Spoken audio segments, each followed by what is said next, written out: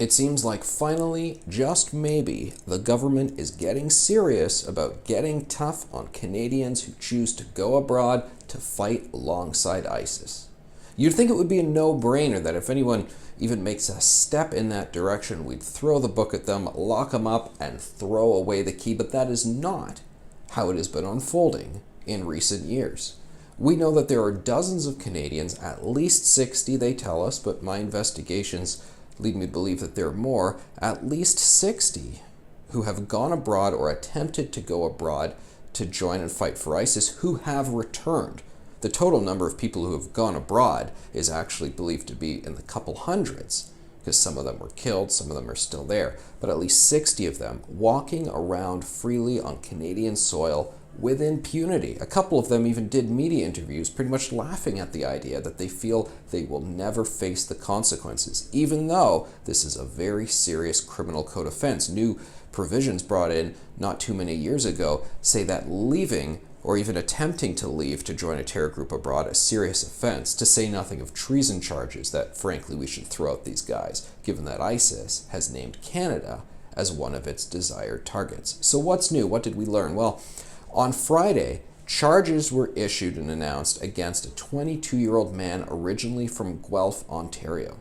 He and his wife traveled abroad. They went to Turkey. Turkish authorities held them, and they say they were trying to get into Syria to join ISIS. We'll see where this goes. The man apparently denied this to Turkish authorities. But it's nice to see that there are charges actually issued on this, because there are these laws before the books on a very important issue that a lot of young people here, rather tragically, a couple hundred, were seeing the clarion call to go out and fight jihad abroad. Is this not one of the most serious things there can be out there? Just look at what ISIS does. Let us not forget all of these atrocities that they do. The beheadings, the stonings, the killings, the throwing LGBT persons off of buildings. Absolutely horrendous stuff. And yet, for some rather troubling and bizarre reason, the Liberal government previously talked about the importance of rehabilitation, of de-radicalization, countering violent extremism, they call it. And then something happens like the London Bridge tragedy just the other day. 2 people killed by somebody who had actually been in a rehabilitation program. Usman Khan is his name. He had actually written poetry talking about how he was a good guy again.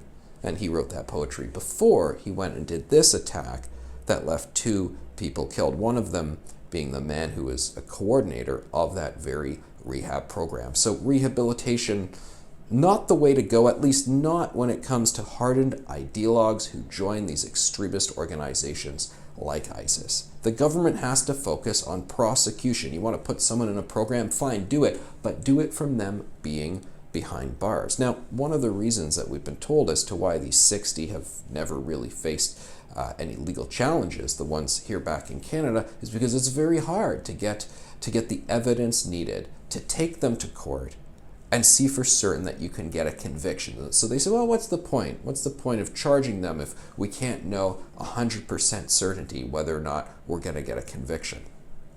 And you go, really?